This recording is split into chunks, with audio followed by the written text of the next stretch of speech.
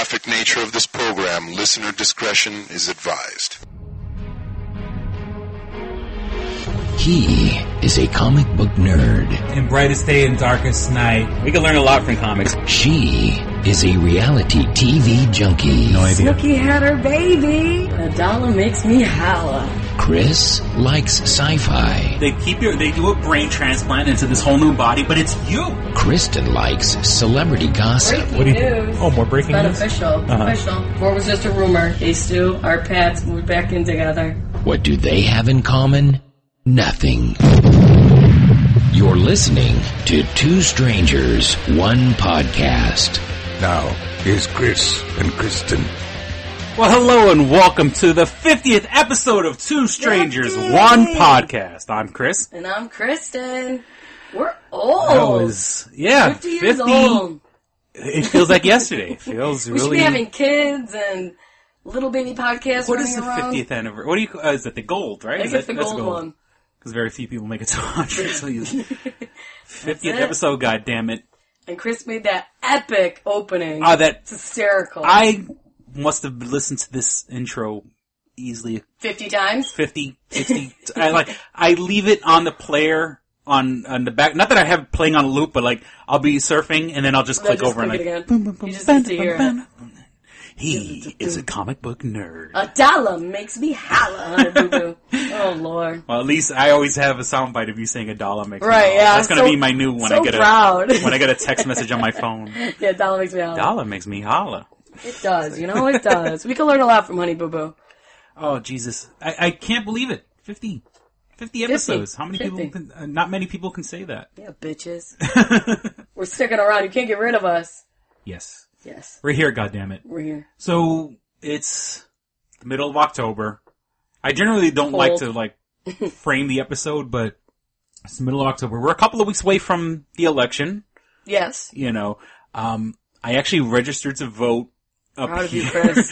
It took a while, but he did it. Yeah, I waited to literally, the last minute, because I think you have to, the 15th of October to get the paperwork in. So you're a good week ahead. Yeah, I don't know if I'm going to get... If I'm going to get some sort of mail confirming that they got my letter. I don't know.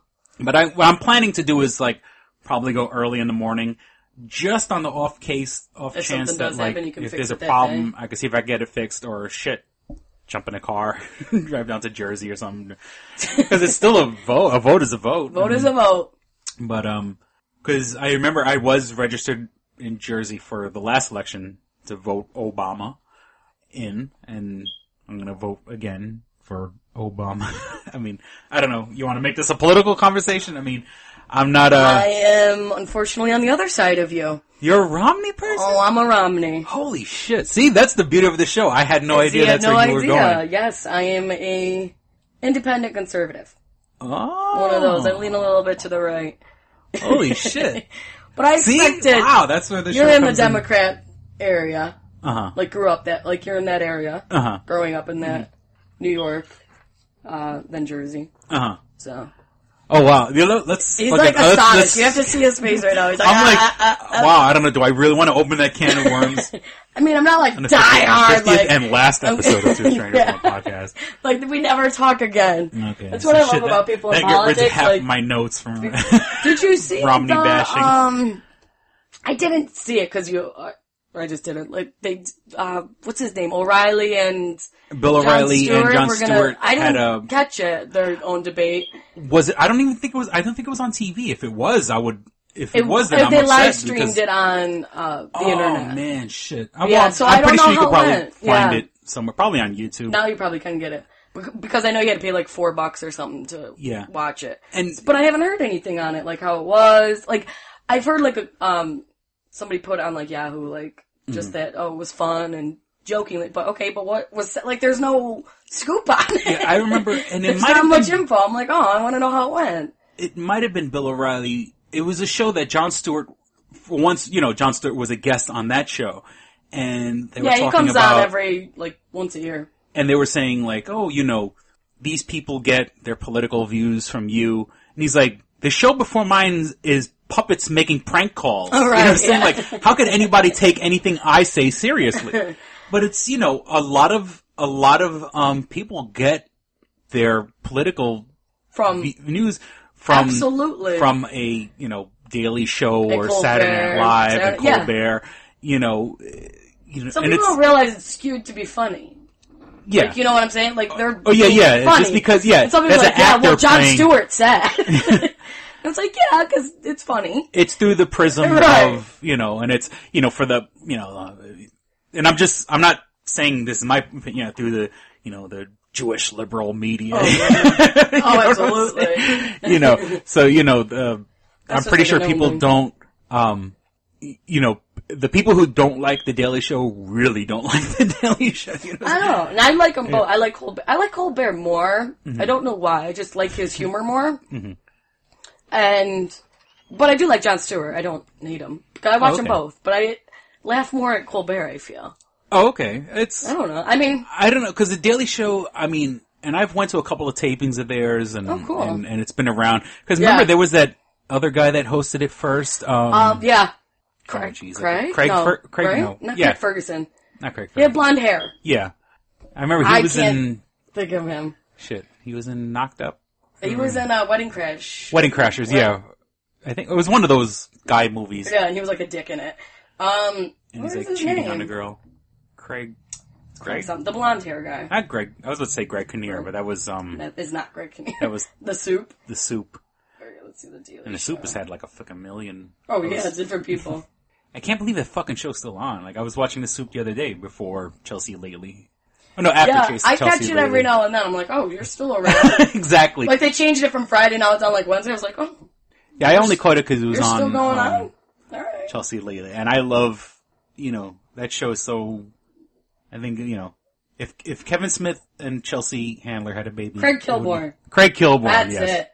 And because he was trying to be like the pretty boy, like all these announcers, news reporters with like their pretty faces and stuff like that. He played a good douchebag. Like. Yeah. Oh yeah, he can play. It's scary when people can play a good douchebag. It's like, are you a little bit of a douche in the real world here? And I remember because Jon Stewart, he had a show on MTV. He had a talk show on MTV. Howard Stern was his first guest. It was kind of like it was. Rock and roll talk show isn't the word I'm looking for, but that's kind of like the best way to put it. It was a talk show, but like the whole backdrop looked like an alleyway. I can't see Jon Stewart being like so rock and roll. Yeah, he was. I feel like that's so out of his element, but maybe that's I don't know. Yeah, he was always, and what always cracks me up, he's in the movie Half Baked. Yeah. He's like, you ever, watch this movie on weed? He's funny. It's like, all these people, he wears a suit and tie now, but he was always like this, coming up like this offbeat comedian. I was gonna say kind of your typical comedian, I feel. Yeah. And then, you get a gig and don't get me wrong, he's an intelligent guy and he follows you couldn't do that kind of work if you weren't buried in the news all the time. But, it's funny how like you could get this respectability when it's like when you dress the part and you know your shit sort of thing. But it's like before it's like, Yeah, it's like you're a typical comedian before. Fucking puppets making puppets making crank calls before me, and how could you take my show? He's gotten more gray. Yeah, I think it's just trying to age gracefully. I was just like, I saw him. Yeah, he's a good-looking guy. I saw him and I was like, oh, he's getting more gray. This was like all gray over here. I'm like, looks good for a guy. It's good for a guy with a little gray there going. Oh, he's getting more gray. He must be stressed. Mm-hmm. He's obviously stressed. Well, I mean, no, he's not. No, he's got a fucking sweet. He's got the life. And then, like, honestly, like, you watch The Daily Show, and like, they must have interns who just sit and watch fucking Fox News because that's all they do is play Fox News clips. Yeah, oh yeah. They got like it's all young kids. I knew a couple when I was in New York City because from UCB they would get like writers from there. Like once they took writing classes and stuff, and if there's some where they have classes specifically for. Like Daily Show and Colbert writing Report. For television and stuff like that? Okay. Like writing for that type of network, and then it's like if they like you, they can kind of give you a job. So it's all like these young kids, but they're like, yeah, we pretty much just watch we're involved in the news. Day. Yeah. We're just constantly doing that and then making jokes off of it, and that's their job. I'm like, that's a sweet gig. I don't know, you just gotta watch TV and make a joke off of... Because, I mean, Like Colbert used to work for him. Yeah, I mean, like if you're a writer for the Daily Show, in my opinion, in my mind, I see someone that's far left. You know what I'm saying? Yeah, typically. So it's funny that like you have to watch the far right channel right, all you gotta day watch the opposite to make jokes. So it's like it's got to be almost tedious. You know what I'm saying? Like because you have to stay on top of. You're watching something that you don't really want to watch, and you're like, all right. But you get to make fun of it, so it's kind of a it's just like kind of a good gig.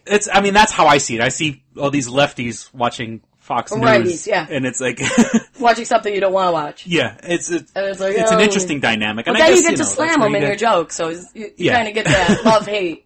You got that love-hate relationship. Who would have thought? Holy smoke! Damn, and I had all this political stuff I wanted to get into, but I don't want to. We can do politics. I don't really like talking about politics, but we can do it. They say you're never supposed to do politics in comedy. Oh, really? Yeah. Because it's a touchy subject. I know, like, in bars, it's no religion. Yeah, religion and politics are the two things you don't discuss. Because you might lose half of your audience. Yeah, because, it's like, there is no right. It depends on your audience, yeah. Or should I say, there is no correct answer. Yeah, there's no right answer. Wow. You want to know what I did read, which I thought was cool? We've been talking about Rebel Wilson. Uh-huh. She's a lawyer. What? Yeah. I guess, like, she went to school to be a lawyer during that time. She, was getting into acting and all that. But she was acting. I mean, I know they had that show, The Wedge. She was on a sketch comedy show called The Wedge, and she had to be like 18, 19, 20 on that show. And still went to law school? Yeah, she went to law school, and she's like, this is something like nobody would really know because I do all this stupid stuff, and it's like, who would take you serious as a lawyer? So she was gonna drop out just because it was so much work, but then she's like, well, I've gotten this far, it was hard to get into this school. Might as well finish. So she got it, but never practiced, but she has, like, negotiated her own contracts. Oh, shit. So I'm like, well, that's cool. You don't have to pay somebody else to do it. You just do your own lawyer.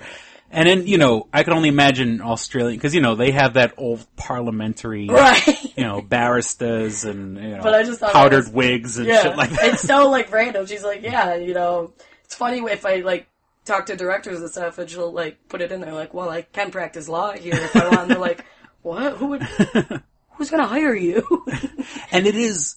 It's good for you, like I girl. said, I have a friend that's a lawyer in San Francisco and growing up and, and also, like, when I went to my high school union a couple years ago, all these people now that I grew up with that are like, I mean, like, she's a lawyer, and a whole bunch of people I went to school with are teachers now. Yeah. And it blows my mind, like, the people that you've done the most horrible... Are in charge of kids. Yeah, like... or doing a respectable job. Let you... Get that. Now it's one thing, like, I have a daughter, but that's my daughter and I love her, but, like, you see exactly what you said. Man, I remember... you blowing fucking a bong hit into the face of a cat. You know what I'm saying? And now you're in charge. And now you're in charge of young minds? Who the has the system got that fucked up? Who didn't do the background check? Who was it? Yeah, no, some people it's like... people only knew. Yeah. If I told the true story, so many people would lose their fucking job. That's what, like, background check should really be. Not, like, checking these... Yeah, references. Criminal go records. Ask their freaking friends how they were. Interview the friends. The shit that these people got away with. What really happened when they were at your house this time? Breaking and entering and drug use and... That's how background checks should be done. Yeah, oh my God. And it's like, I swear to God, I went to Brooklyn Tech High School, which is kind of a nerdy school, and I'm not even joking, like 75% of the people that I spoke to are teachers now. In some capacity. I mean, there's people who are doing other stuff and I'm the fucking schlub as a fucking, at that time, a correction officer.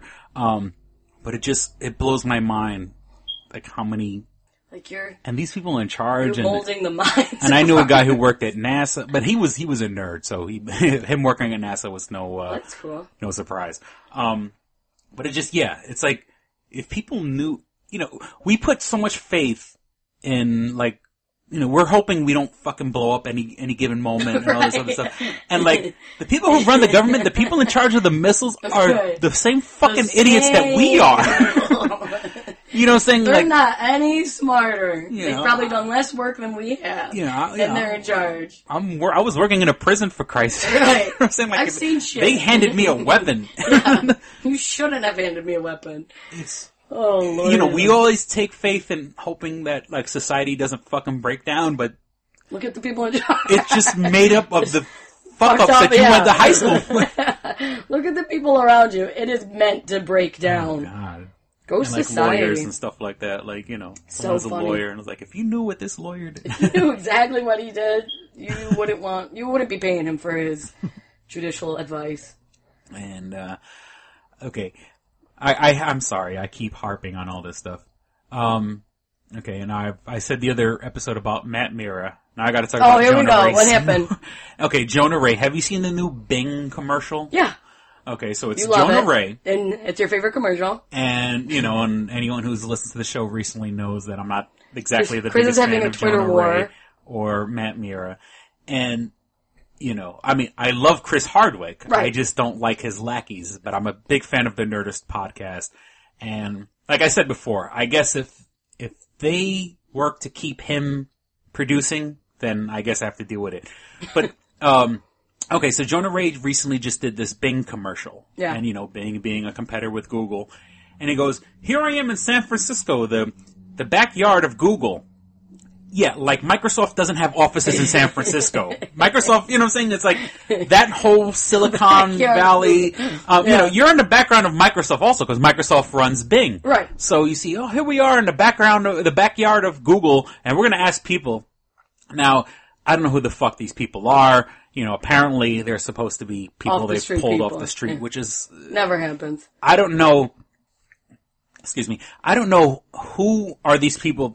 Because as a goof, I said, okay, let me go and try Bing. You know what I'm saying? And you know, it just let Google do their fucking job. Stop, you know what I'm saying? Right. Stop banging it. You know, stop trying to be the Pepsi to their Coca-Cola. Right. Just, you know, there's a reason Google runs everything. And I'm an Android fan. I do use the Chrome browser, but, this is not anti-Google, but I have a older MacBook. Mm-hmm. And like, for you MacBook nerds, I'm a version 10.5.8, which is like, it's not the new Leopard or whatever the hell it's called. And quite frankly, it's basically saying that my MacBook isn't good enough to get the new upgrade, whatever the hell it's called. Yeah. I have 10.5.8. So I have like the last shitty computer operating system. And so I can't update it. And Chrome, Google, this shit bothers me. It actually says, get a new computer. There will be no more updates for Chrome on a machine that's 10.5.8 or 10.5 because if you have anything. a Mac, it should just be, you can get updates. It's like, why are you limiting me? Yeah, I mean, Stop Google that covers fucking everything. Yeah. You're not going to give me an update for my... Just because it's old? And my MacBook I got this in like 2008. Exactly. So it's not like... I mean, I guess 4 years in computer years is fucking forever, but... What the hell? It's still a MacBook. Like it comes up... You can give me every my time update. I bring up my Chrome browser, it says...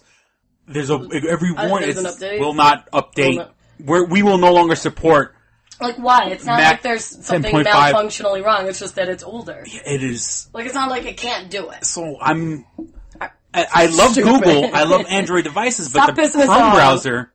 Unless, because, you know, now they have the Chromebooks, their own laptops. Yeah. So, maybe they're doing it just because, like, fuck all the other laptops, you know. Yeah. I mean, because they have to support Windows machines because... You have to. Is just dominate the market. But, you know, like, why are you picking on... picking on the little guys. You're picking on little old Apple. No, I mean, it's not like Apple's... crying either, but it's like... I mean, they should update it because it's like, yeah, you have a good product. It has lasted from 2008, and I still have it. Like, let me update, you know? Let me update my laptop. You. And every time I bring up the browser, it reminds me, fuck you. Yeah. So it's fuck you, get a new computer. So I do have to say I feel let down by as much as I'm a Google fan, and I'll sit here and sing their praises. Fucking... God damn it. That's a shun. They're making me feel... bullshit. Yeah. They're making me feel beat up. Okay, so back to Jonah Ray. So he goes, we're in Google's backyard, and that's run by Microsoft. Now watch the commercial again. Well, first, I'm pissed off because he shaved in the commercial. Right. Because this guy was on, you know, he had his own show, not his own show, he's a co-host of a show on BBC America. never shaved. Right. Always had that bullshit 3 days, hipster stubble. Scruff, yeah. Now when he's getting like probably a very decent paycheck, then he's fucking shaves. I mean, he still has the stupid plaid shirt on, right? Or whatever, and it's like too tight. And yeah, and like, that maybe you should have went up the a size. hipster glasses and shit. And you just should have went up a size on that one. Yeah, stop. You're not thin. Don't dress like you're thin. I mean, I'm wearing like a skin tight fucking Devils jersey, New Jersey Devils jersey, but it fit me at one point. But you're also not on TV. Yeah, I'm not in front of the camera. If I was, trust me, I would, That'd be a wardrobe, get a woman to dress me up. Why don't you just dress me up, honey? And so watch the commercial again. When they're interviewing these people, you see there's like tables behind them filled with stuff. And when I say stuff, one of the things that obviously sticks out is they have Xboxes. Okay. There's Xboxes, but then there's like another table with just like miscellaneous shit. So I'm wondering if they were like giving stuff away to the people for the commercial. Surprise, yeah. And it's like, because I see Xboxes in the commercial. Why would you be promoting Bing and have Xboxes in the background? Which are also owned by Microsoft, right? So, in my opinion, this is just my opinion, Somebody and I could be wrong. made a mistake and left the table in the background. I'm thinking that they said, "Look, we need testimonials." Right. Now, can get an Xbox. These young people, look, these people probably got a free Xbox. I would think you'd get something for saying, something. Yeah. I'm not saying they were paid, compensated, or whatever. They were just given. Oh, well, we happen to be owned by Microsoft. Microsoft makes Xbox, but would you prefer the Microsoft browser or the Google browser? You know what I'm saying? Yeah. Like, I feel that they were probably those people. Got a little prize in there. Are smart enough to know that if I say I like Bing over Google, I'll get a fucking Xbox. So just watch the commercial. Yeah, now I'll have to prove me wrong. Very observant, Christopher. How many just times have you seen it? Why are there Xboxes set up behind or hidden a commercial for Bing? You know what I'm saying? Like, it's a hidden commercial within a commercial. It's, and all the people in the commercial are young. Right. So, people nowadays know audience. That Microsoft owns Xbox, Microsoft owns Bing, and quite frankly, shit, I'm talking all this shit, I would fucking, you want to give me an Xbox? Yeah. I'll say, I love absolutely. Bing. I'm walking by and you want me to do it? Okay. Yeah. It's my gift. I love Bing. Look in the background. There's like a table full of miscellaneous shit and then another table with like Xboxes on it. Yeah, I guess they said, look, we need Xbox. stuff for other people. Not everyone in the world wants an Xbox, oddly enough. There's another table with shit on it. Just grab what you want. Like a other swag, Yeah. So just... People love free swag. So, I mean, I guess, as much as I'm bashing Bing and Microsoft, we've been talking about it for the past 5 minutes, so I guess no publicity is no such thing as bad publicity. But watch the commercial. I guess, I'm telling you, watch the commercial. Watch the background. There's Xboxes and shit in the background. Why does that need to be set up? Yeah, and it's like a legit commercial, so it's... Yeah, not like somebody left something behind. They were giving people stuff for their testimony, and I could be wrong. I'll check it out. Don't sue me. Now we got Hulk Hogan released his sex tape. Did he? Okay, I saw screen captures from it. Oh, you did? Okay, because now he's saying he's going to sue whoever leaks it. Mm-hmm. But I guess sex.com.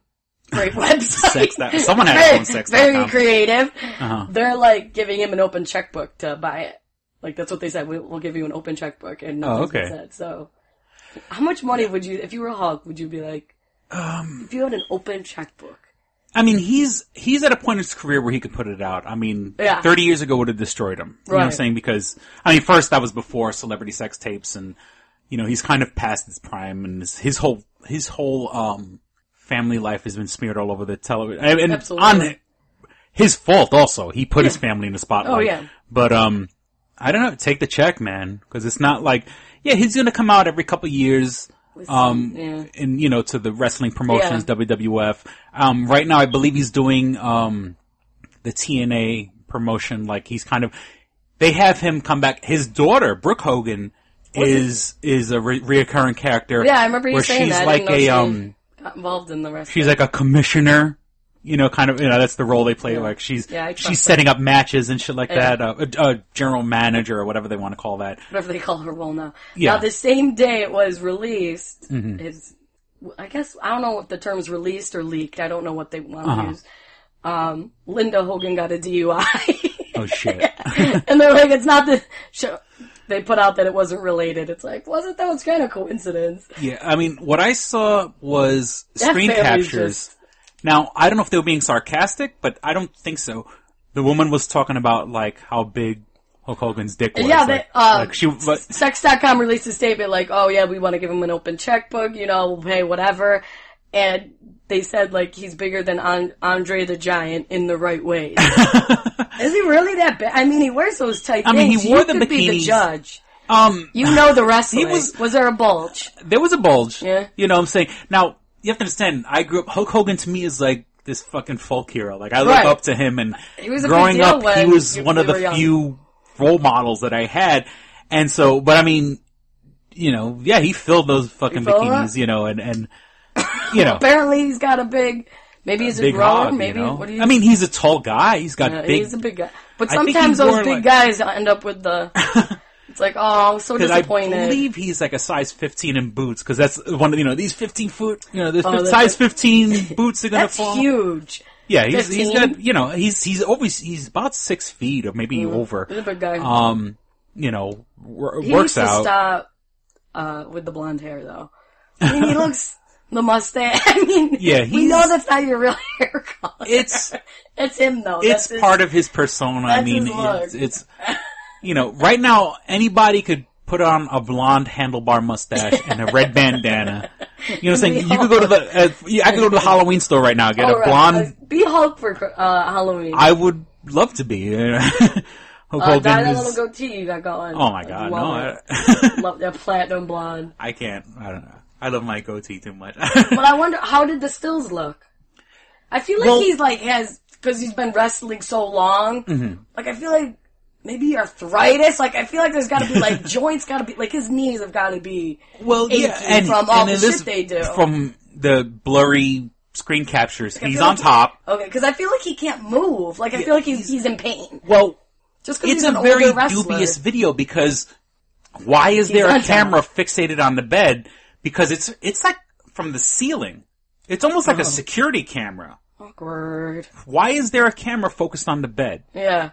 And it's How not. many times have we done this? It's not tripod level. Right. It's not like okay. We put a camera on the sock drawer. Yeah. It's up in the air. It almost looks like a security video. That's creepy. Why is there a camera that high looking on the bed? You know, like that doesn't add up. Fit right. Why is one thing? You know what I'm saying? Why is anybody watching a bed? Right. You know what I'm saying? Like, it's creepy, you know? So it was either, it has to be set up. It makes no sense that there would be a security camera watching a bed. It's, right. And it's blurry.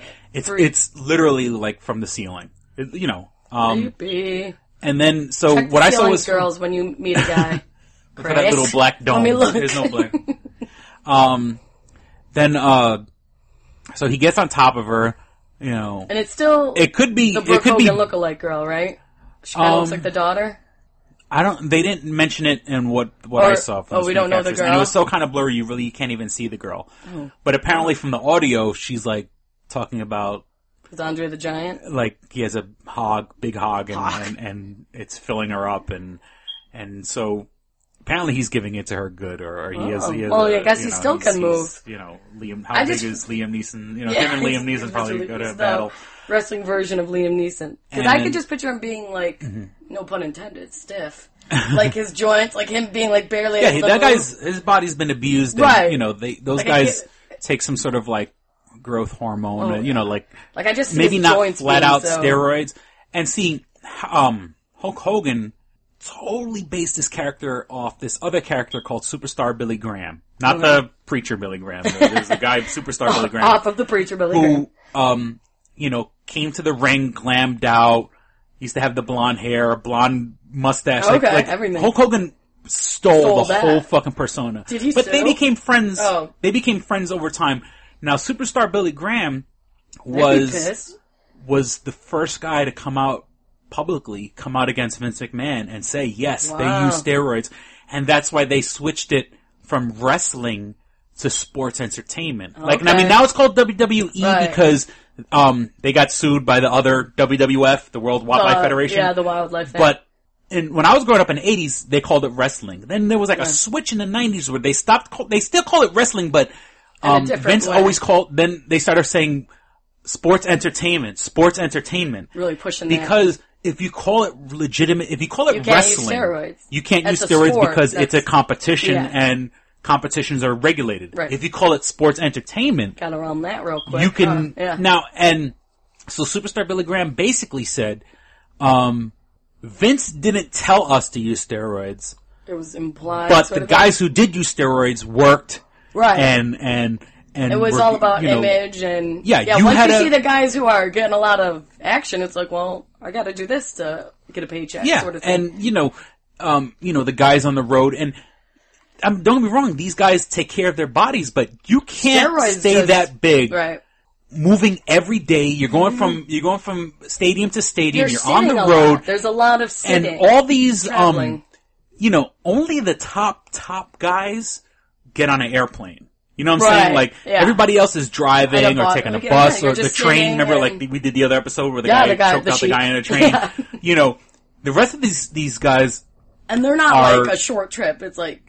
Yeah, they're state going... to state. And it's like, as soon as they leave the arena, they're going right to a so it's station. not like they're actually it's not like they're hanging the out. But they have that image that they are. And how are you getting that image? I mean, I'm pretty sure they do a little free weights and stuff before the show, but it's so bad. That's just to get their pump up. But unfortunately, there's peer pressure in the industry to do steroids or human growth hormone or whatever. It's so bad for your body in the long run. Alternate ways than to just because it logistically doesn't make sense. You can't hit the gym and work every day. You can't actually look like that if you're traveling this much. It's impossible. You would have like a belly. Your muscle would go to fat. Unless you're genetically gifted. You know what I'm saying? Like some guys just genetically are better off than others, but not this many. Yeah, but with their like huge fat necks, and it's like your neck didn't used to be like that. And coincidentally, I saw there was a guy who left WWE, a guy named Dave Bautista. He's at MMA now, and he did an MMA this past weekend. I believe it was Connecticut, and I love the name of the arena was the Dunkin' Donuts Arena. Awesome! I love it, and because all these arenas, that's like an oxymoron. Like here's a sports. Yeah, obviously, an arena's going to have sports. Brought to you by Dunkin' Donuts. It's like the Burger King arena. And as much as I'm holding a Dunkin' Donuts cup in my hand right now, I love Dunkin' Donuts, but to be in the sporting event, because in LA they have like the Staples Arena, and I don't know where Office Supplies mixes with. Yeah, but just like a fast, it's so funny alternative. Dunkin', a place known for selling donuts. Because the donuts is in the fucking name, and it's. And it's like hosting all these sports. Ultimate mixed martial arts at the Dunkin' Donuts Arena. It's so awesome. And like I said, it's I love a happy, like you're Dunkin' Donuts, you smile because it's like a happy image. Yeah. It's like, the worlds are going to collide at the MMA. At the Dunkin' Donuts Arena. See the fierce monster, Dave Bautista. And, and he was, his nick, they call him the Animal, the Bronze. He's a little sexy, too. He has like a new MMA nickname. It's like the Bronze Sexy Bomber. Mr. Sexy. They have nicknames for the MMA people? Well, when they announced them, because he won. Now, this was his first official mixed martial arts competition. Okay. So with him technically being on the bottom of the totem pole, he's a new jack. He fought this other guy who was like on his way down. The guy he fought was this big, sloppy, fat guy. Now, that's what I like about MMA. It's like all different shapes and sizes. It's like, and if you're not going to tag out, you can stay in the ring. Yeah, I mean, don't get me wrong.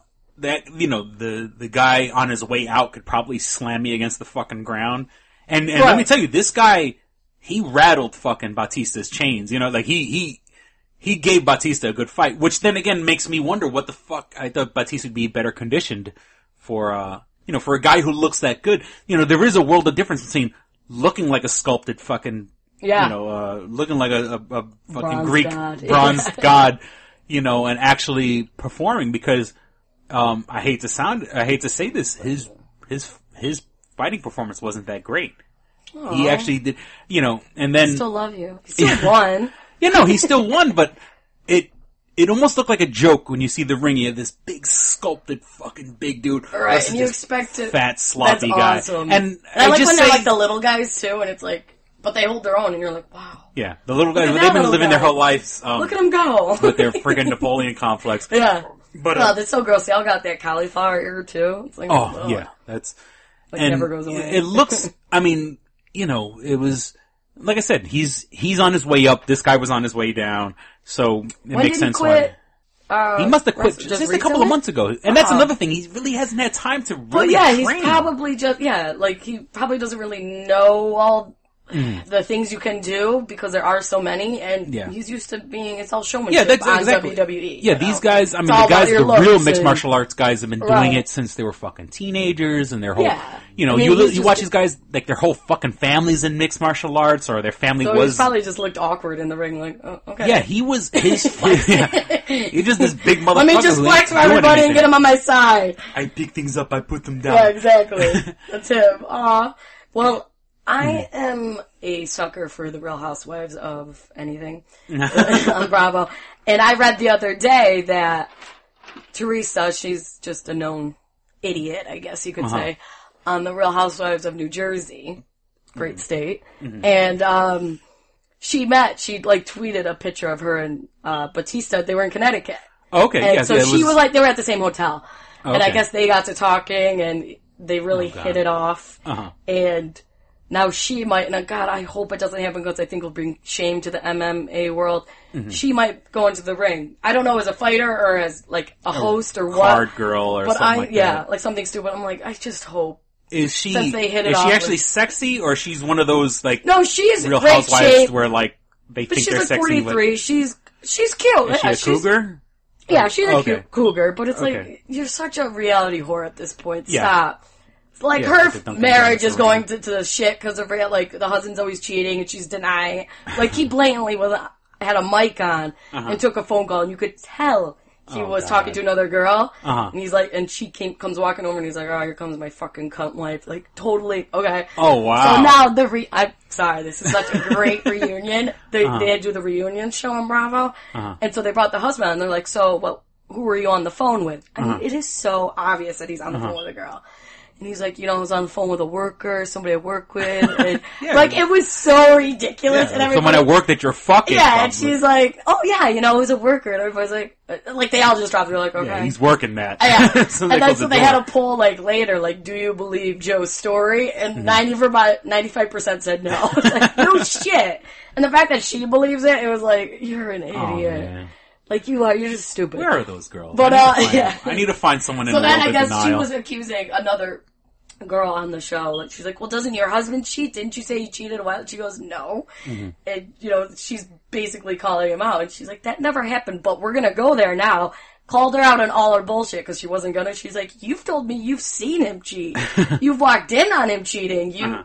Fucking the babysitter, things like that, like walking in on him and the secretary, and now you're gonna say my husband does it? Because she wasn't gonna say anything, and then once Teresa was like, well, didn't you say your husband cheated? She goes, no, but if you want to go there, I mean, she just laid it out. Go to the videotape. Yeah, then she's like, just saying. Like, that was it. And it was like, I totally could see it, but if she does this, she's such a reality whore. It wouldn't surprise me if she does it. Yeah. But you have no, position being in the MMA world. Yeah. I mean, they have ring girls that are like, you know, 19. Right, yeah. Like the hotties trying to get into the business fitness here. Model hot. Like she's 43. She's very much in shape.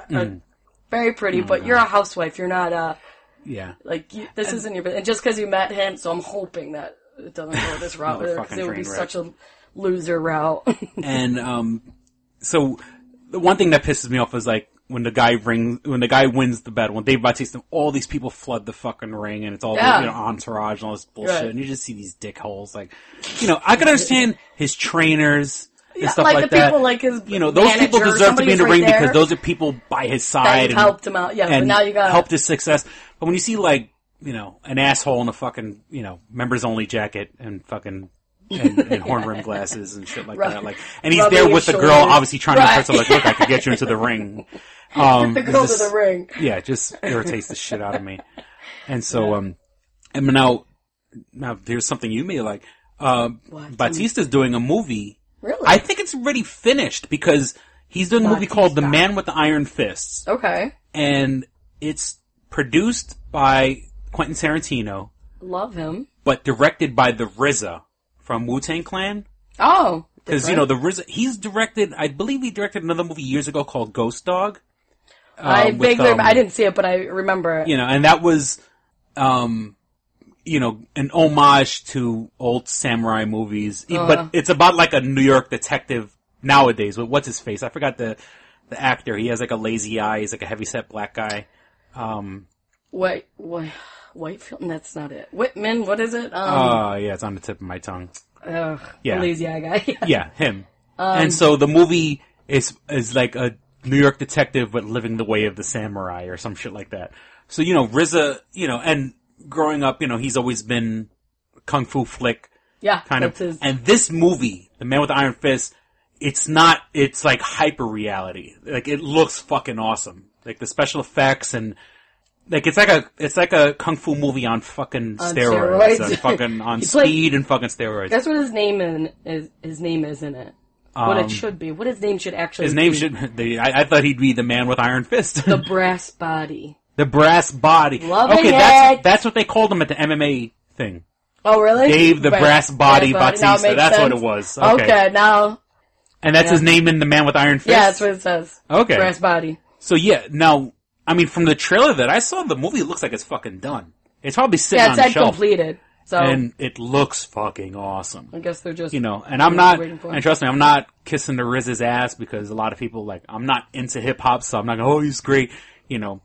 But, you know, the RZA, well, the RZA, I mean, shit, the RZA probably smokes fucking. He might need more than clicking hits. He's gonna need fucking like 20 clicking hits.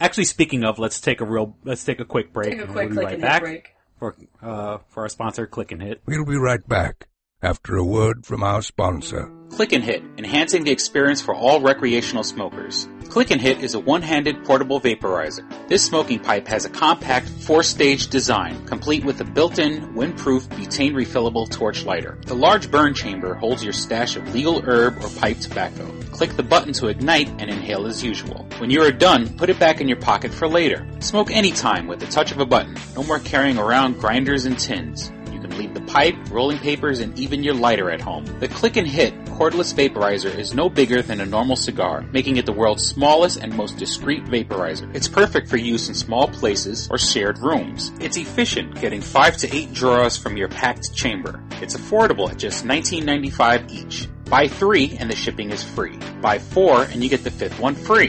Visit www.click-n-hit.com. That's clickandhit.com. We now return to Two Strangers, One Podcast. And we're back. Hello. Okay, so we were talking about Dave Bautista, the Man with Iron Fist, the Brass Body.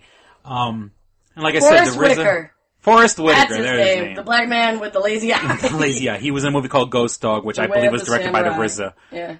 And the way of the Ghost Dog, the way of the samurai. Came out in '99. I thought it was earlier than that. Yeah, it was not too long ago. Forrest Whitaker, that's it. But the Man with the Iron Fist looks fucking awesome.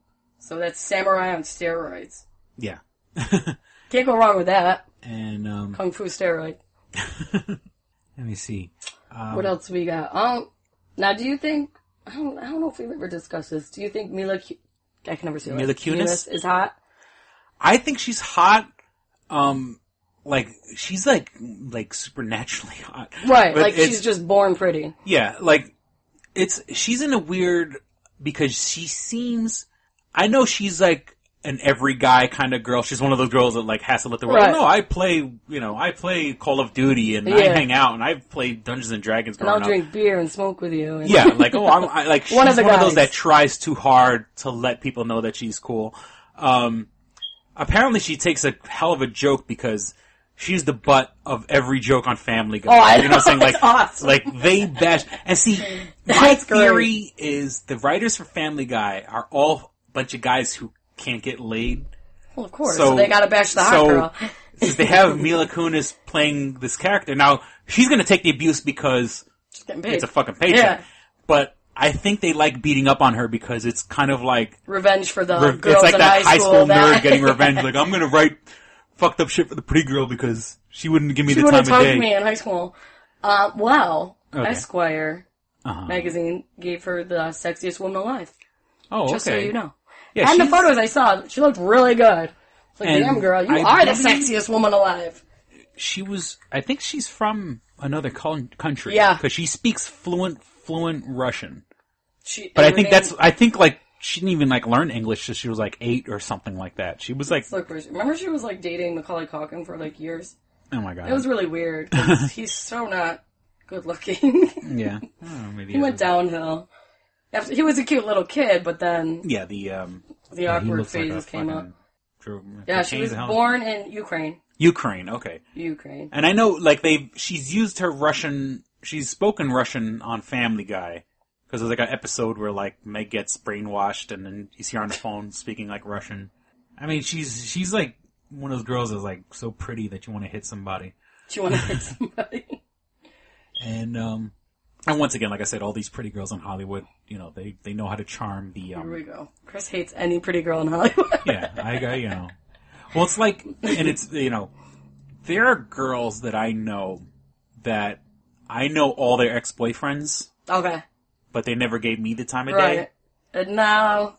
It's so weird, like, I literally, you know what I'm saying? Like, you know, like some girls, and I'm not saying like they date guys that are friends, but it's like, you know, I know your ex. I know the ex you had before that guy. I know that, you know, like, I know him. Like, he's a friend of mine. And you never gave me the fucking I know all the things. I was always in the fucking friend zone. What's that all about? Bitch! And not, you know, and not that they were sleeping around. Right. Like, they were in, like, long-term relationships, but every guy you've been with, I know, and is a friend of mine. Can't you fucking throw a little pussy in my direction? What did I do wrong? Give me some love. Chris just wants some loving. See, that's why those women always go, oh, where are the nice guys? They're in the fucking friend zone or you left them, bitch. Yeah. Where are all those nice guys at? You know damn well where they are. You know what you tortured them with. You know. Very true. And I've always been the emotional tampon where, like, you know, where the girl... shoulder to cry on. The shoulder to cry on, and you know, and you know why Chris was being nice to you and listening? Because he wanted to get it. You know, you're such a nice guy, and you're like a brother to me, and we're nobody wants to sleep with their brother, Chris. Friend. Just, you know. Poor Chris. Yeah, I've been... He was tortured, abused, and used. Always, you know, God knows how many... You know, and I'll drive out and give him a ride. Oh, you think you'd come give me a ride? You know, and like, you know, you go pick him up. And then like, you know, they get a phone call from the guy. Could you drop me off at his house? Fucking bitch. You know, this is about us. You're ruining this moment. Yeah. You know what I'm saying? Like, oh God, I've been tortured. Like I said, the best word, and I'm stealing that phrase from Sam Kinison. I've been the emotional tampon. I've been the shoulder to cry on. I've been the dick in the glass jar. That's, you know, where the girls keep that one guy around for, like, you know.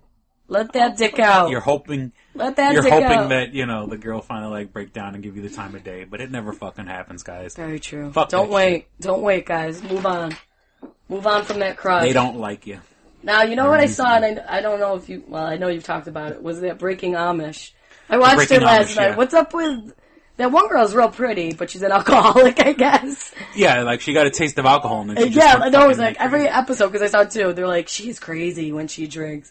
Is she drinking every day? What's going on with her? Yeah, she finally got a taste after living... And now she's like a model or something, like, trying to be a model. Well, she's got the fucking body. Oh, yeah, she was in a bikini, and I was like, for somebody who drinks a lot... Yeah, really, when you're young and your body's... metabolism's so high. And... Yeah, and...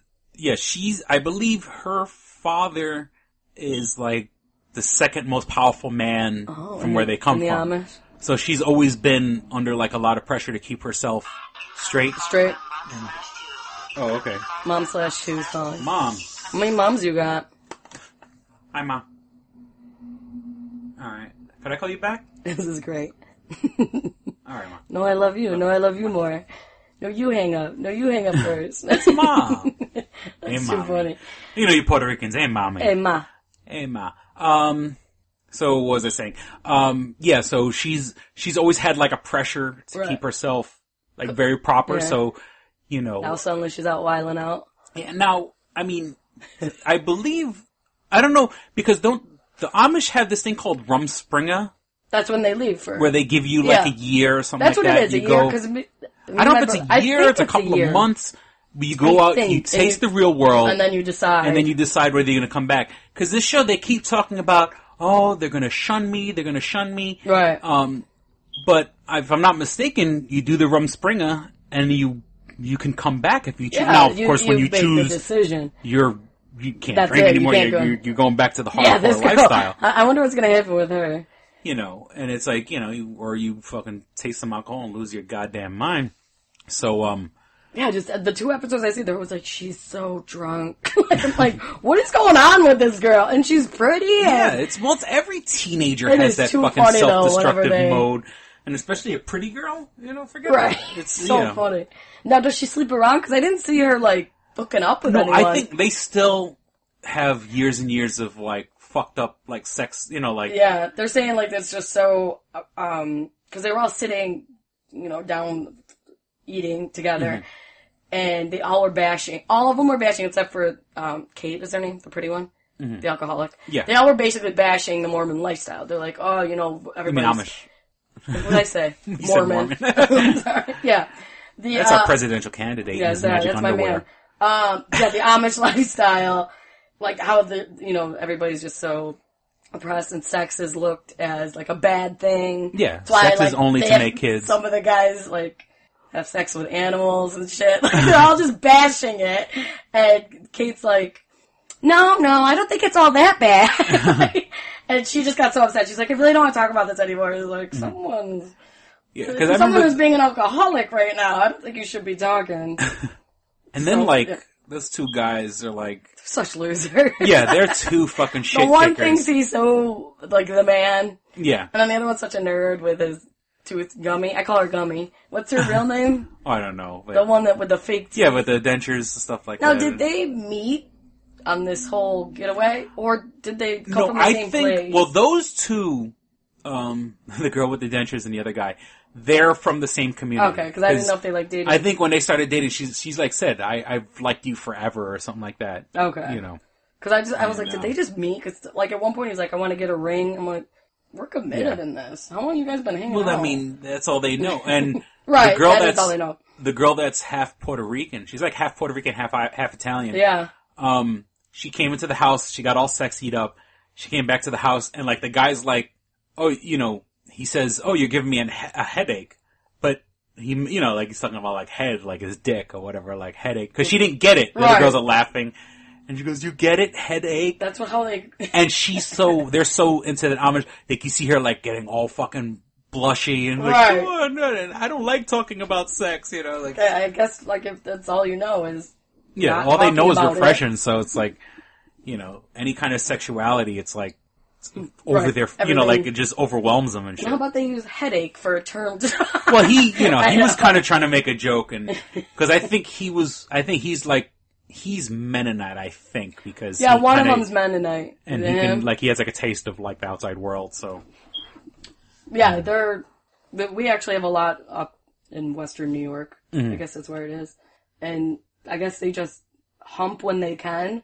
Because a friend of mine grew up there, and she was like, yeah, like, sometimes you'll just see, like, the Mennonites' bikes on the side of the road. Don't, like, be alarmed that anybody got hurt. They're usually in the ditch having sex. Okay. Like, once they escape, like, the house or whatever, like, they're just gonna go in the ditch. Away just to fuck. I'm like, that's awesome. Is really romantic. Like, you hear these cars going by. It's like teenagers, you know? Yeah, they gotta get away. Go and hump in the freaking stairway of the project and shit like that. Oh, God, I miss that. So, yeah, so I guess they're okay with humping. The Mennonites, well, teenagers are gonna fucking... They're gonna hump. I don't care how fucking religious hormones. You are. Your fucking hormones, yeah. You're just, you know... Because even if you're not fucking, like... You're gonna have at least wet dreams. You know what I'm saying? Like, guys are... only natural. You know, because... You know, I remember even as a kid, like... You know, you would have the nocturnal emission where, you know, you wake up... And oopsie. You gotta fucking... you're hiding your underwear. How did that happen? In the sink and... What is Mom that? doesn't find it. Mom knows what it is, you fucking animal. And, I remember, like, coming across my dad's porno tapes. My father had, like, VHS tapes all hidden in the closet, all the way in the top and the back. And I found them and I used to watch them.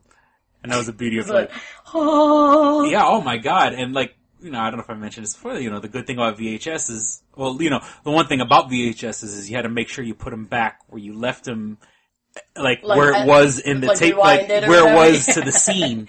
Exactly. Because you only need it for a little while, you know what I'm saying? Mm-hmm. And so, these movies... I just need it for a couple minutes, okay? Yeah, and I remember my dad had... And I'll just rewind it. It was called the Diamond Collection. That was the name of the company. And it was so fucking cheesy, and, like, I'm watching, porno from, like, the late 70s, early 80s, or, like, women huge, with the they big, have, like, the big Earth Mama Bush. Yeah, the big people bush. Are fucking with, like, what they call those elevator shoes, like the shoes with the big thick soles, like the women like with their feet, just nasty people who should not have been filmed were being filmed having sex because it was just so gross in the late 70s, early 80s. Nobody cared. It was like whoever's gonna do it, do it. Yeah. Like, big. Nobody was really into saggy the titties and. Oh, it was so This is from the Diamond, what is it? The Diamond Collection. The Diamond Collection. And they all had, like... The best of the best. In between scenes, they actually named the scenes, like, traveling salesman, hot cookies. Awesome. I just remember hot cookies. That was so funny. That was your favorite? Like, traveling salesman. And then, like, the greatest was, like, sometimes they would have scenes from other countries. So, they actually had to dub them. Yeah. Like, you'd hear these, like, the stuff before the actual sex, like, them talking, and, and it's like, cause I remember this traveling salesman was a guy selling vacuum cleaners, but, like... You got really into the storyline. Oh, yeah, well, when you're a kid, you're seeing naked... Because you're paying attention. Like, and I mentioned this before, I had a godbrother, and unfortunately he passed away, but, his nephew, his blood nephew, and me were only a year apart, so we were raised together almost, like... me and him have no official blood ties, but he was raised almost like a cousin or a brother. Yeah. And we used to go to my godbrother's room, and of course he didn't know this, but we take his Playboys and stuff like that, and and it was just, now at that time, it was when you're too young and you didn't know what to do, but you knew looking at these pictures. You liked it. Yeah, you knew there was something about it. You got a great feeling in you. So we used to take his Playboys and look at them, and we put them back, and... or like we get really risky and take it outside, like we go to the playground. Show everybody. And, like, you climb to the top of the slide, like that little area, and you just hang out there and like just look at the pages. Okay, now you look at it. Now let me see. Look at it. Movies. Boys are little pervs. Oh yeah. And so you're telling me you watch these pornos for the storyline? Well, when you're a kid, no, I mean, I remember when I first, when I was like 12 when I first like saw the Diamond Collection. I was watching stuff before that, but... The best was when, like, pay-per-view or whatever, like, it would come in all scrambled, and people, like, watching, they'd be like, oh my God, there's a boob! But it was all scrambled, but you'd sit there and watch until you saw something. Or whatever channel Well, with us, and growing up in Manhattan, we used to call it Channel J. It was, because back in the day, the channels actually had letters. Oh, okay. Because it went to, like, almost to Z, and... So Channel J was a public access show. Okay. It was a public access channel. And at night they used to have all the adult programming. And, there was a show called Midnight Blue, which was created by the same guy who made Screw Magazine, this guy named Al Goldstein. But if you ever watch on Midnight Blue, he used to show interviews with him interviewing Larry Flint. Ooh, Penthouse. And Larry Flint, even in an interview, now this is an interview from years ago, basically said, I wouldn't be the man I am today if it wasn't for you, Al. You know what I'm saying? Like, you were my inspiration. So, like, here's the guy that kind of, like, started generations of dirty porn. Dirty. And then, the shows, now the funny thing is, take a shot. Like, let's say the show's half an hour. The actual show itself was probably not even 15 minutes. It was all commercials for phone sex lines, escort services, and so... Anything sex related. Yeah, 970P, the extra E's for extra P. And nice. So these commercials, so, when you're a kid, and there's naked... Now, the joke, anybody who grew up in my generation It's Channel J at night. Like, all you had to say is Channel J at night, and everyone knew exactly what you're talking That's about. That's awesome. That's hysterical. And then when it switched over, because I'm talking about the old cable boxes that were actually like, there wasn't even a remote control. You actually had the box like in your hand. It had like these little buttons across it. Yeah. And then the wire ran all the way to the TV. So, there was Channel J. But then when it actually switched over to like regular cable boxes and stuff like that, it was Channel 35. And it's to this day, still people who have Time Warner cable in Manhattan, it's Channel 35. And sometimes like I'll be in my mom's house when I'm staying in New York, and I'll just put it on just to watch. Channel J. And they still have like the same fucking commercials. Oh yeah, they don't change. Fucking 35 years ago, you know, and now 35 here is the Lifetime channel, which is awesome. Lifetime TV for women. Girl, like, I'm gonna put on 30, you know, like someone from Rochester visiting New York, I'm gonna put on Channel 35. I'm putting on 35. I need to watch my shows. Oriental Escorts. Yeah. Alcohols only. Channel J. Channel J at night. TV is stuck on Channel J. There was a show called The Robin Byrd Show. Sounds now, sexy. Robin Byrd,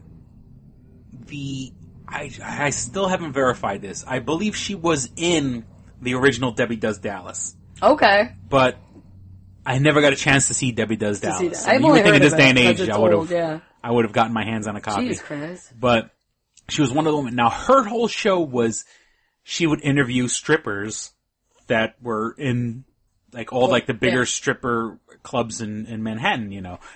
So she would have them on. And so high-end strippers. No? Yeah, like a big featured performers and stuff like that. So she had guys on, she had girls on, and so they would strip. It would go to commercial. She'd see another stripper go to commercial. Then the end of the show, she'd actually had them all out on stage where she's like interviewing them. What was that? I said her platform. Yeah, and so she would talk to them, and they would talk about I'm playing the hubbies on Tuesday, and I'm promote themselves. And so, but the funniest part of the show was at the end. Once again, anyone who grew in Manhattan could say that they used to play this old vaudeville song. Well, it's an old song from vaudeville, but she did her version of it called "Bang Your Box." Okay. Baby, can you bang your box? Nice. Baby, can you? And it was playing in the background, and she would dance with all the people on they would be dancing, and but she used to like, while the person danced, pull the girl's titties out and put her head between the tits and play with them. She would pull the guy's dick out. She was molesting them while they're dancing, and that was kind of to be on the show. That was the end of every show, and she would always act like she's blowing the guy, but never. She obviously that would be actual porno, and they couldn't show it. But she would like put the dick real close to her mouth, or the funniest thing, and everyone, she would always act like she's putting it in her eye, and everybody from my youth, all the people I grew up with, you always, the Robin Byrd. Robin Byrd. The Robin Byrd Show, and what a great concept. And she would dance with the guy, and juggle the tits, and she would molest everybody on the show. That was like if you were a stripper, and it's that was like a big deal if you like in the stripper area if you got molested by Robin Byrd. Like, oh yeah, putting a dick in her eye. That was so, and you could still catch that. I'm surprised that like they got away with that. Yeah, sort of thing. Yeah, I guess nowadays if you did that, yeah, I don't think it would fly with the parents of what is that group? It's the one that always complains of anything raunchy on TV. Like the parent censorship or something. Yeah, something parental. random. I think it's the PMRC. PMS. Which was coincidentally started by Al Gore's wife, Tipper Gore. So Tipper. Al Gore wants to save the planet while his wife wants to make it fucking boring. I heard, is it true? She's going for the other team now? Al Gore's wife? Yeah. I forgot where I heard that, and I was like, oh, and then somebody else was like, yeah, you didn't know. I was like, this is a known thing. If that's the case, because they're I'm not aware. divorced, and I feel like, I don't know. I don't frickin' know. So maybe she is, maybe she isn't. Well, she's into the porn. You're gonna crash on my good time, and then you're gonna fucking go and do what you gotta do? Fuck that. You think you'd be a little more fucking open-minded. And I was talking to you earlier, Big Byrd was on SNL. Saturday Night Live this past week. And it was because Mitt Romney made those comments about wanting to... The PBS there. And like he goes, I like Big Byrd, but I don't like PBS or something like that. And he wants to cut funding to PBS. Because it comes from China or whatever, that's why. because the money comes from China, so he said anything that does that, whatever he said. Yeah. And so then he said the Big Bird thing, and so Big Bird that's comes been up, running around. and they go, so the host is like, oh, how'd you find out? And he goes, oh, I was tweeted. And he's, oh, you use Twitter? And he goes, no, I'm a bird. Birds tweet me, like, that's how we talk to each other. That was pretty, like, it was the real voice, the real awesome character. Like, he came on. And, the actual Big Bird. Yeah, and, like, he even made a joke, like, oh, I'm tired because it's way past my bedtime. And so, right after, Big Seth Bird Meyers. Seth Meyers. That's his name. That just came to me. And, his brother was on Mad TV when Mad TV was still on. Really? Who's his brother? Oh. I'm guessing his last name is Myers? Yeah. Aaron Myers? No. But it's so funny that two brothers. Now, Seth Meyers, usually whoever's running the Weekend Update, usually is someone who has a lot of fucking pull in the background. It's usually like the head writer. Yeah. Or, so that means Seth Meyers obviously has some sort of like pull when it comes to, like, a lot, usually like Jimmy Fallon used Tina to have. Fey Tina Fey went on and were did both 30 writers, Rock. like, Jimmy Fallon went and got his own fucking TV show. Right. Seth Meyers is very likely going to move on after this and probably have his own other project, whatever it is. I wouldn't be surprised if that happened. But it is funny that, like, for those years that it was towards the end of Mad TV that his brother was on Mad TV. Like, they were literally competing against each other. Yeah, that's funny. I didn't know he And they look alike. Really? They don't look. I want to see what he looks like. They don't look like twins, like but you can look at them and say, now that you know that they're brothers, you can. And so, let's see who his brother so, right after Big Bird left, after Big Bird left. Right after Big Bird left, he did a joke about this woman that was caught smuggling crack cocaine. Josh Myers, sorry. Josh Myers, okay. I want to see what he looks like. The crack cocaine. And the woman had, like, crack cocaine and condoms in her vagina. And so Seth Meyers goes, Big Bird left, right? And it's like, it's so weird that in our innocence, like, Big Bird was such a part of our youth. You can't say anything bad. That it's almost like you said yourself, it's like making a dirty joke in front of your grandmother. Like, you can't. It's a fucking guy in a costume. And the best is that guy's probably like a dirty man. Like, not dirty, but he's not innocent. Yeah, like, he's just a regular guy. He takes shits. He probably jerks off. He's a normal fucking guy. Big Bird. But yeah, since they've kept that kind of like, I don't know who he is. So it's like, it's almost like a mystery. Like, he's kept out of the spotlight all these years that, we forget that it's just a fucking guy in a costume. It's an entity. It's been doing this for years. Yeah. Like, when you see, like, I love because nowadays, now the Muppets have had a resurgence in popularity. Right, yeah. And you see them on shows, and people are talking to the puppet. People are talking, like, to Miss Piggy, like, that's really Miss Piggy. Yeah, no, like, you're talking to a performer's hand. Yeah. Like, how are you on Kermit? Like, this is a real thing. Yeah, and they totally acted out like, I'm really talking to a pig. Yeah, because our generation grew up on Jim Henson's creations that it's like...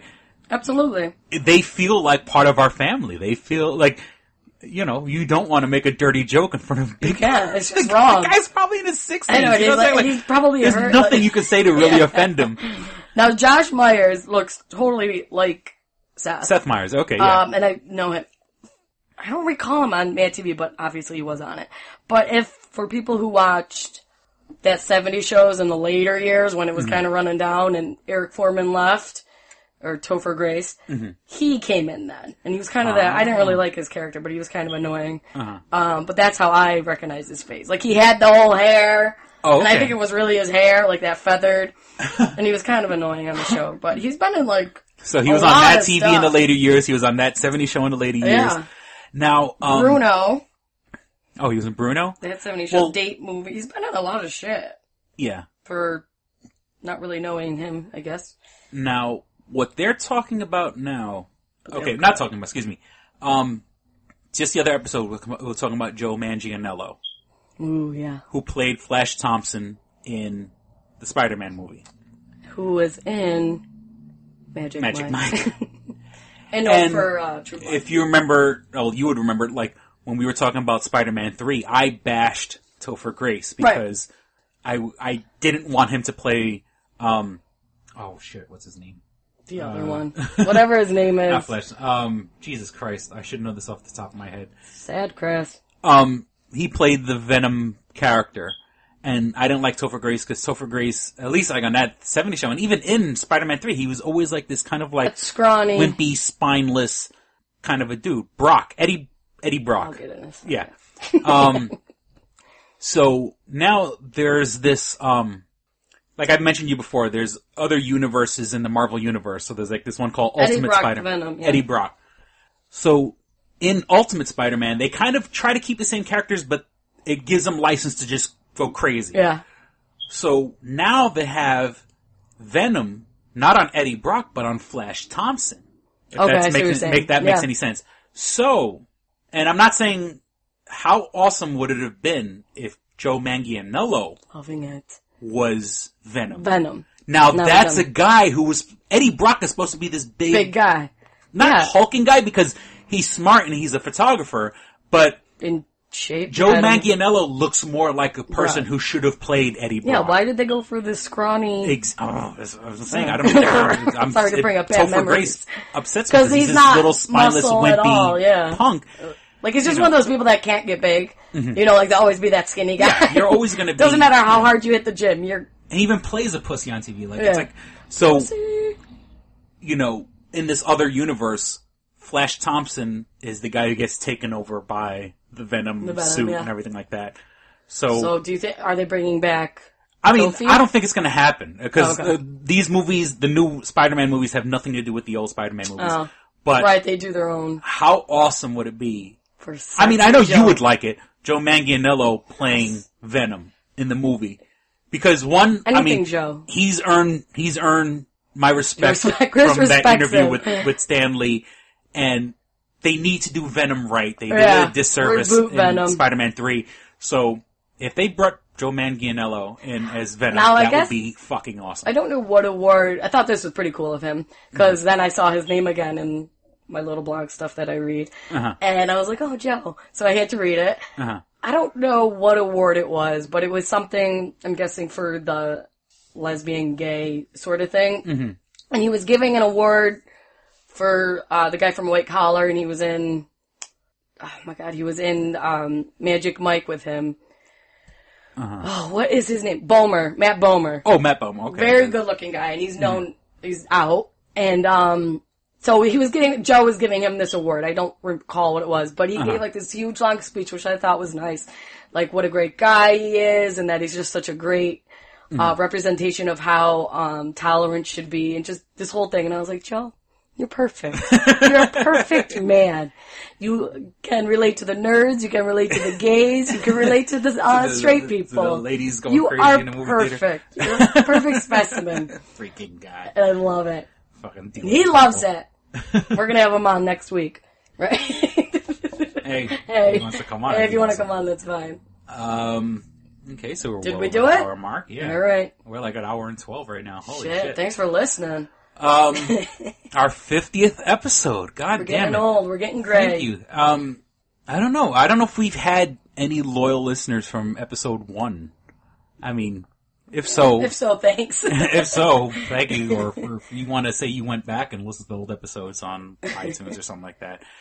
So here we go. You can visit www.twostrangersonepodcast.com. It's your links for everything to do with the show. You can check out the links to our eBay page. I just there's so much on my mind. Brain farts. You can find the links to our eBay page where I'm selling. Right now, it's pretty much all DVDs right now, but I do have DVDs related to heavy metal, DVDs related to comic books. I do have some comic books that I'm going to put back up there, heavy metal stuff, but unfortunately my DVDs is what's selling, so the prices are fantastic. I literally go online, find out what the lowest price is, and try to undercut that. I got a bunch of stuff going out today, as a matter of fact.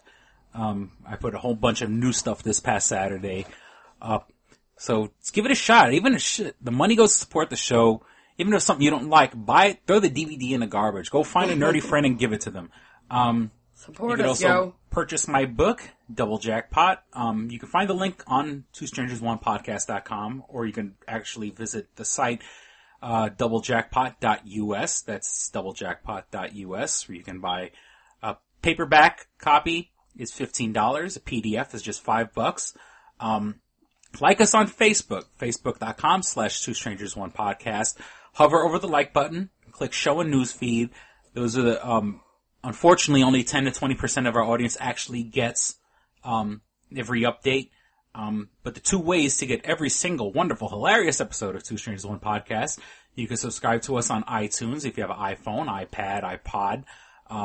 And even if you don't have a mobile device, you can still download iTunes totally free, and you can download each episode for free. Just go to the podcast section of the iStore, or on iTunes, search for Two Strangers One Podcast, and you can listen to this episode. You go back and listen to episode 1. Say, hey, I've listened to all 50 episodes of Two Strangers One Podcast. It's going to take you about 2 days. Even if you get absolutely no sleep, you can listen to 2 episodes. You can listen to every episode of Two Strangers One Podcast. And once again, I can't speak highly enough of the Stitcher app for people who have Android devices or Kindle Fire in the Google Play Store, STITCHER, Stitcher. I use it all the time. The people who work there are incredibly cool, so awesome. So that's the way if you have a mobile device, you're on the road, you're driving to and from work, you need some laughs, you can listen to us on the Stitcher app and the Google Play Store. That's about it. I think you did it. Thank you for listening. I certainly hope you had much fun listening to the episode, as much fun as we had recording it. Thank you for listening to Two Strangers, One Podcast. I'm Chris. And I'm Kristyn. Don't be a stranger. See ya! Bye! All right, here we go, man. Go ahead. You want to read Double Jackpot. What is it? It is a self-published book by Christopher Cologne. Chris Cologne? Smells good to me. But look at her. That broke that fucking cold little exterior. He's like, hee. But it is spelled Colon. Him punny. But Double Jackpot is a book about a comic book artist, Eric, who is in a loveless relationship with a materialistic I feel you, Eric. Lynette. Oh, fucking. Are you sure I didn't write this? Sounds hauntingly familiar. He starts cheating on his girlfriend with a more creatively supportive woman, Nadia. Well, I gotta meet her. Where's the Nadia? There's your summer girlfriend. Summer Nadia is Nadia. Nadia? Yeah, I think Nadia is spelled with an A. All right. Both Lynette and Nadia play the double jackpot, the largest payout in lotto history, much like the recent Powerball. Both girls play his birth date as the winning numbers. Eric is now stuck between two of the country's richest women. Who will he choose? It's not that simple. This is a clever fucking idea, man. Is. Look at her, fucking. She's impressed. I am. She got some summer reading. Christopher Cologne smells real lovely with an original idea. This is. I've never heard this before. I haven't either. This is a self-published book, much in the indie spirit as Kev's Clerks. Oh, you don't even need to name check me. This is just a good idea. You could stand on your own, man. You don't even have to be like, hey, remember Clerks? This is nothing like that. This is way more original than Clerks. This is a good idea, man. Why didn't I think of this? I need something to read. This book is part of the Comic Books, Heavy Metal, Video Games Trilogy Book 2. Odd I See, A Tale from the Road, coming soon. Right on, man. It's part of a trilogy. This is the first part. Way to write, man. He's seeking a literary agent. Motherfuckers, anybody out there? There ain't no literary agents listening to this show, I assure you, sure. Sure. I assure you, sure. But somebody know a literary agent? Hook a motherfucker up! Chris Cologne come up with an original idea. I should tell Raskin. That's a good fucking idea, to be honest with you. That's a fucking rom-com right there. Megan, get Raskin on the phone. Isn't it possible to get Raskin on the phone? No? Yeah. I want to run it past him, man. I want to, and if it happens, I get a taste, Chris Cologne. I get a whiff, if you will. The book could also be ordered on www.lulu.com. That's lulu.com. I understand that. I just want to spell it out. Normally one says it, that spells it. Still, lulu.com. What is that? Do you know what it is? I don't know. All right. The book could also be ordered on www.lulu.com. Search for Double Jackpot Christopher Cologne. A paperback version of the book is $15 and a PDF file is only $5. $5 is Yeah. insanely inexpensive. 15's not even that bad for a paperback version. No. This is $1 million idea right here. Like a movie about a dude who fucking is stuck between two chicks, both of who play his birthday and win the lottery. Come on! I can see that trailer. Chris Cologne is on to something. Nobody else can smell it but me. I'll read it. Thank you. I'm going to make that smelly joke. I know, you're trying to get me to laugh again. It worked once. Double Jackpot is a self-published book by Chris Cologne, man. It's the first book in his comic books, heavy metal, video games trilogy. Book 2, Odd I See, A Tale from the Road, should be coming out soon. Get all the information at Chris Cologne, like a motherfucker. I will totally read this. Double Jackpot. I'm serious. I'm going to recommend that to fucking Raskin. How is that not a movie? You know what I'm saying? This could be a sexy movie. You could do an R-rated version. There could be nudie in it, and you could show them fucking both chicks. Maybe a little penetration. Maybe a butthole shot. No butthole, no care. I would like to formally apologize to Christopher Cologne right now. No, sex sells. Chris Cologne will appreciate that. He's like, thanks for throwing a few buttholes in there, man. Don't forget to check out twostrangersonepodcast.net, your one-stop resource for everything show-related. You can find links to subscribe to us on iTunes or on Stitcher.